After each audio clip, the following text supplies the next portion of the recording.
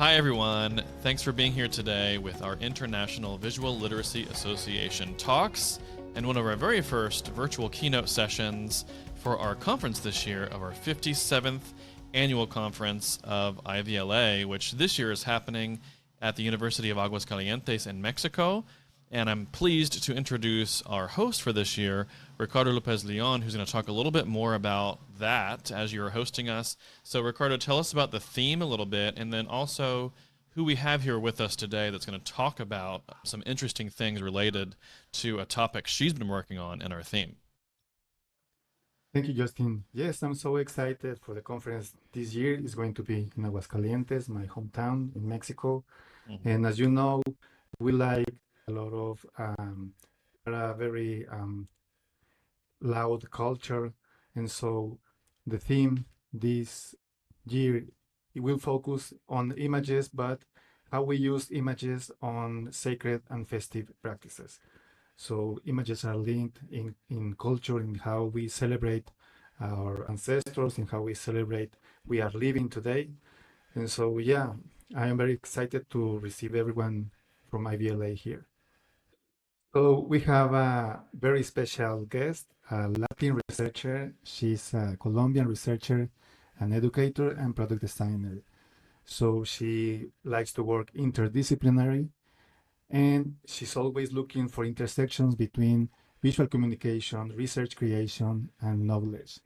So she's an associate professor from Colombia, from Universidad El Bosque, and she always has this approach to foster collaborative and visual creative forms of it. So it's really interesting. I am very interested in what Melissa Ballesteros-Mejía, welcome Melissa, has to say. These visual creative forms of inquiry. I mean, the visual as a question. So she will talk about visual literacy and research creation toward figurative paradigm of knowledge. So welcome, Melissa. Welcome. Thank you for our invitation. Please, I want to begin if you want to tell us about what do you mean by a configurative paradigm of knowledge, please. Okay, Claire. Thank you very much. Thank you, Justin. Thank you, Ricardo, for this invitation. And thanks, of course, the International Visual Literacy Association for this invitation. I'm very excited to talk with you a little bit about visual literacy in connection with a topic that I'm researching on since 2013, that is research creation. So thank you for this question that you with which you want to start with, because I think it will be a good context for what I think about visual literacy and how it will be a way to question and to inquire our work. So to start, I need to give a little bit more context. So I was exploring this concept of research creation since I think 10 or 12 years ago. And I start to ask me questions about how arts, architecture, design, and other creative disciplines can produce knowledge. And the projects that I see in this time and the people I speak with show me that these disciplines relate to the world in a different way as sciences, and especially in research topics. So when you introduce yourself in research panorama or in the research world, normally you will have some classes that you ask that you call, or you can call them as paradigms. No, so the two main paradigms that we are used to use in the research world are the qualitative and the quantitative approaches, known as the descriptive and explanatory paradigm. But many authors, and I and myself, argue that this perspective is too narrow for the options that exist in the world to interact with them. So this binary way of understand research leaves out a range of dimensions that we gradually stopped using, like research creation. So I mean, in the world is compounded by different layers. So you have the qualitative one, the quantitative one, but I think that creation is another layer of this, And and for me, this layer construct these different ways of knowing about the world and how to interact with them, with it. So the way that creative disciplines approach to this reality is a different layer. So we need to reflect about how is this layer, because the other layers have been explored for many years, but this layer about creation and other type of languages is still very, not taken into account in this research panorama. So I argue that research creation must be recognized as a new paradigm of knowledge, as it invites us to relate the world by not by describing, not by explaining or representing the world, but to be active and intervening in it. I call it configurative paradigm of knowledge because it is a way to relate to the world by transforming what exists in this world to make sense of things. So coming back to your question, I describe this concept as a way of producing knowledge, focusing on the transformation of reality through visual, material, and sensorial composition. So this paradigm does not aim to represent or decode the reality, but to intervene reality through images, forms, gestures, and materials. So in that sense, the image is not merely a tool to illustrate what is happening in the world, but an active agent for the configuration of meaning and and making possible the transformation of our reality. And for me, then, it is a form of knowledge that helps us to interact with the world, not just to survive in it, but to make our experience of the world or our experience of life meaningful.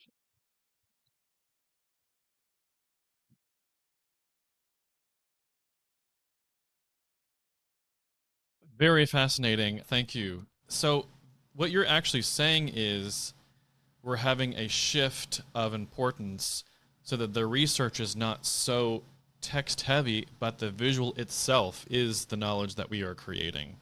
So it's actually elevating creativity, it's elevating the creator, the visual, as the thing, as the actual movement of knowledge, rather than something that accompanies a paper or traditional research, especially, which is especially present in our education system, especially higher education systems, with all of the things we have to consider that are research, right? Research has to be 4 or 5 or 8 or 10 page paper or a book or something for it to be considered to be knowledge. And so what you're arguing is that visuals themselves are undervalued and need to be the progress of our culture, is what I'm hearing, which is really, really exciting.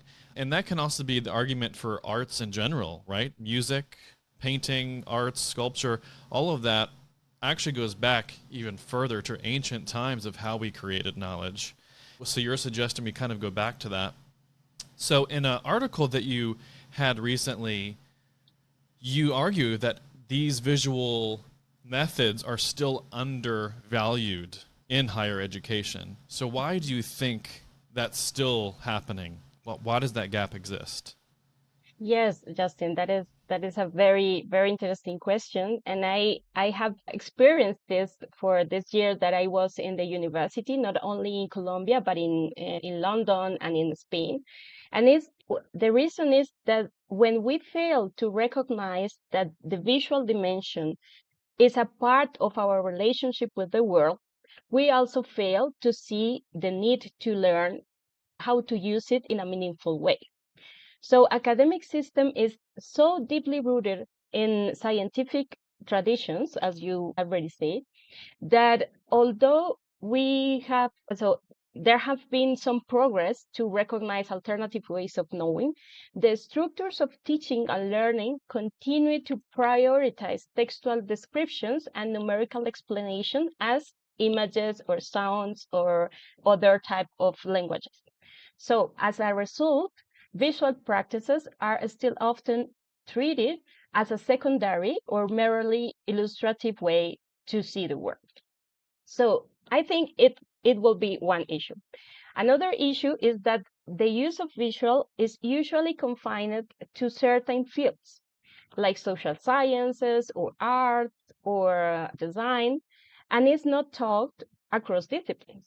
So the way as we learn as artists or social scientists, we learn how to use qualitative and quantitative approaches, but we don't learn how to use images in our research processes. So this leads to visual approaches to be developed and divided in different disciplines, even when they share similar visual approaches. In our paper, we propose a framework precisely to integrate this method into research practices without thinking on discipline. We mapped out a range of methods across different fields and looked for a more accessible ways to understand and apply them across domains. Because if we start to teach these methods and this way to understand visuals to other disciplines, that will be possible to understand visual language as a very powerful tool, not to communicate, but to inquire, criticize, and transformation to our work. Yeah, this is very interesting because when you are learning a second language, the teacher asks you to deliver the homework in the second language, right? Mm-hmm. But we don't do it when someone is learning how to design. As you said at the beginning, there's always bulk of text, there's a lot of words immersed in that homework, and we are to think visually. And John said, a little kid learns first to see and then learns to speak many years later. Mm-hmm. Mm-hmm. So it's very interesting to take an image and take it to a tool of inquiry, as you were saying. So how does this shift in perspective affect how we think about knowledge production? If images are tools of inquiry, what does it mean for knowledge production? Mm-hmm. I think that the first thing that you need to think is that we need to change this shifting. We need to shift the conception of images from being mere representations to becoming tools that help us to question, to transform our relationship with the world. When you open up this conception of the images, you can see the potential that visuals have to have another relationship with your context. When you draw, for example, or you compose or you prototype something, you are engaging in a dialogue with reality in an embodied way. So you act upon the world responds to you, you perceive this response or this change, and then you respond. This cycle of action, perception, and reflection moves you forward each time, offering you new insights that help you both question, but more important, reimagine the world that you are in.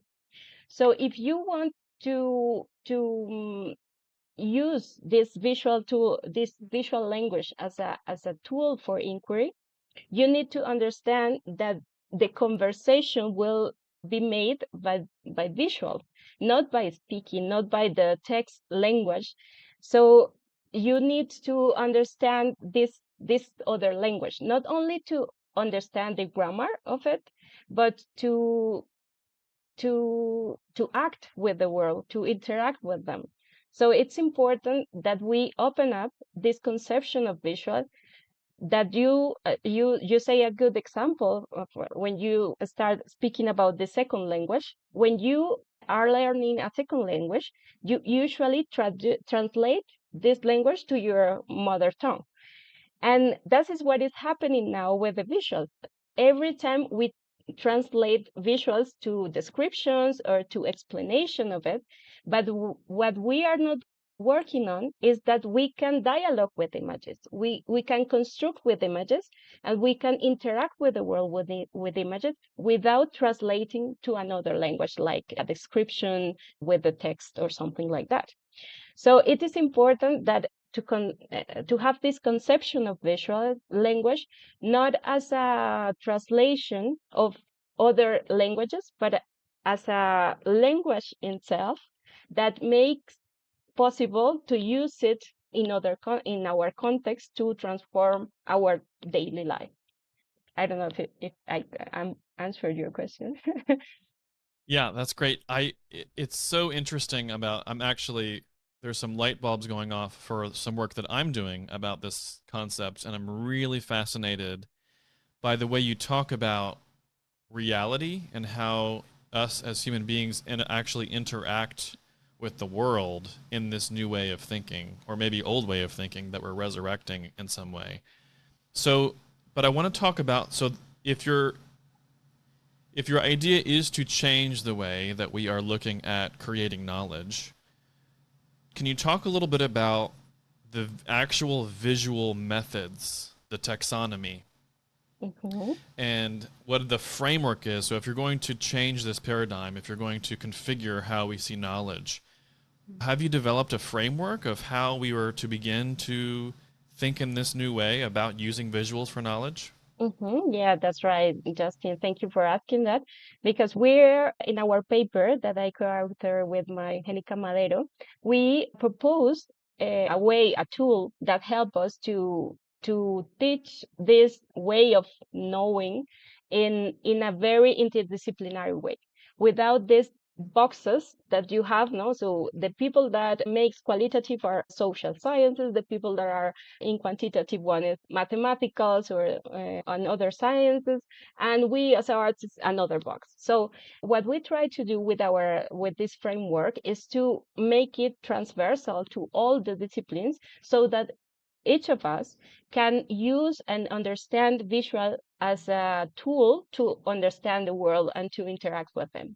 So to make it easier, we proposed in this paper a model. We call it RCR model, and it organizes the visual-based research methods into three phases. Three phases that is normal to have in each project. You have these three phases always in the project. So the first one is recollection. That's why we call it RCR, because of the letters of the words we use for these phases. So the first one is recollection, and that is the stage about gathering images or visual traces from the world. For example, as when a researcher collects family photographs or social media images to understand a community's memory, for example. So that is a method that you can use to gathering these images and to gathering visual traces of the world. The second one is configuration, for the T. So that is when you use visual tools like mapping, like sketching, like collaging to explore your research questions and start to find patterns or relations between images without translation to other language. That is very important, because you don't need to translate the language. You don't need to make them describe something or explain something, but you can use the images to try to find patterns or relation between them. So, for example, when you have in design the construction of a mood board, for example, to imagine alternatives for or possibilities for an interior design, for example. So you don't need to translate this. You use the images that you gather before to start to compound another way to see this that is not how in the world is, because you use these images and change the way they are compound in a paper or something like that, in a context itself. And in the last stage, we name it reconfiguration for the R. So this is the phase where you reflect about or you reinterpret something through images. You compound and share these visual outcomes, but not just as results, but as a way to reframe the original problem that you have. For instance, showing a storyboard or an installation in a museum or in a gallery might lead to new interpretations, to transformation of behaviors, or even to start new research questions when the audience or users interact with it. So in this phase, you have the visual not as merely result, so like this is the visual, but you use this visual to transform the world of the people that are interacting with this result. So these three stages are again subdivided in two types of methods that are archive-based methods and experience-based methods. Archive-based methods are these methods that use already existing images to elicit information, like cards with images or photographs when you have an interview to elicit information. And the experience-based methods are these methods that produce the image during the experience or during the gathering of information. For example, drawing during field activity. So I think it's a little more complicated to describe as to show the image. So if you go to our paper, you see we have a diagram, a Venn diagram that explain more easier the different levels of our taxonomy. Because what I say, we need images to reveal and complement the layer complexity of the world.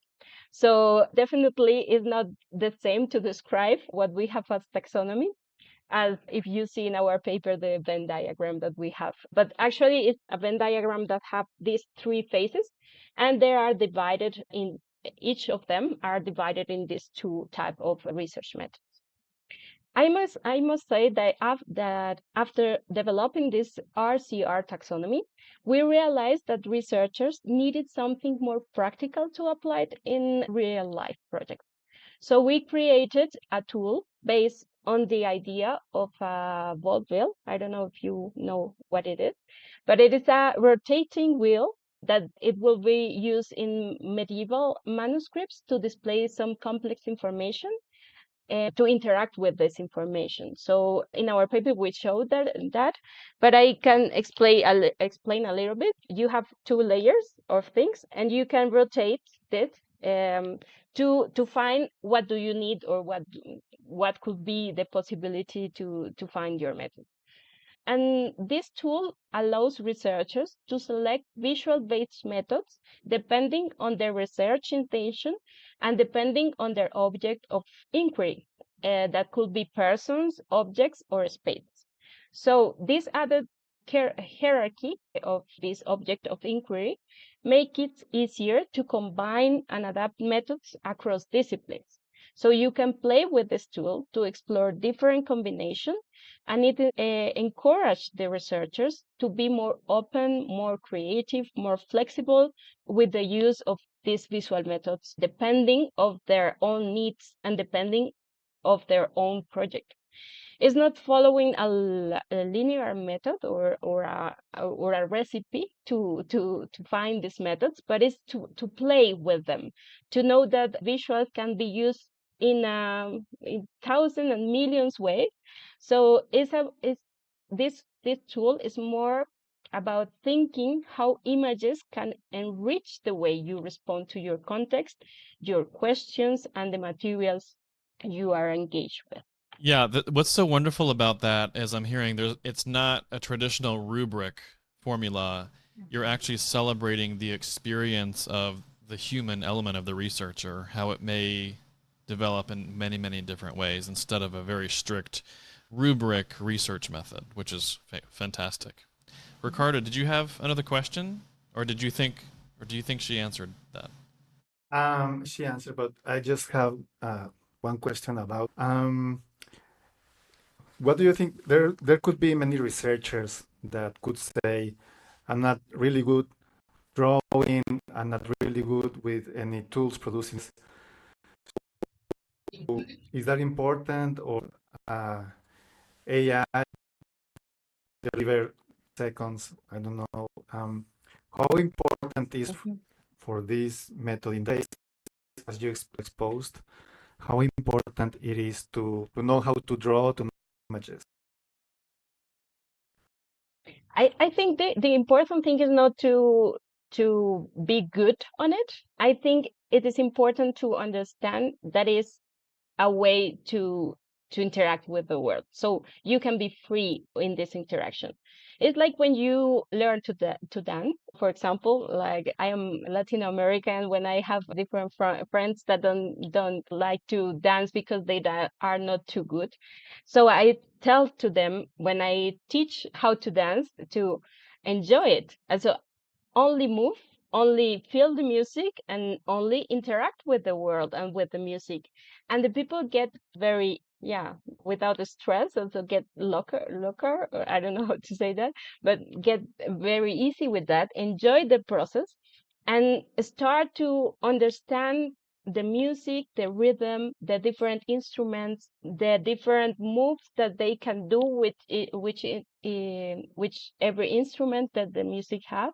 So I think it's the same. So you don't need to be perfect. You don't need to do this good, because it's not, I don't think that is good or bad. I think it's that you need to explore the language. You need to learn how to do it, because it's like dancing. So you need how to learn how to hear about it. How are the parts of your body, and you can move in that way.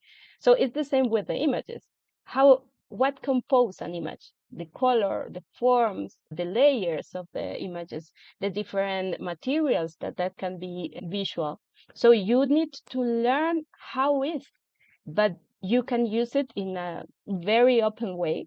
So that is why I say before that we make this framework for everyone that wants to explore visual as a way to interact with the world. So of course, you need to get into the language, because like a second language, you need to learn the vocabulary, you need to learn how to use it, in which context you can use it. And that is the thing that you need to think about it.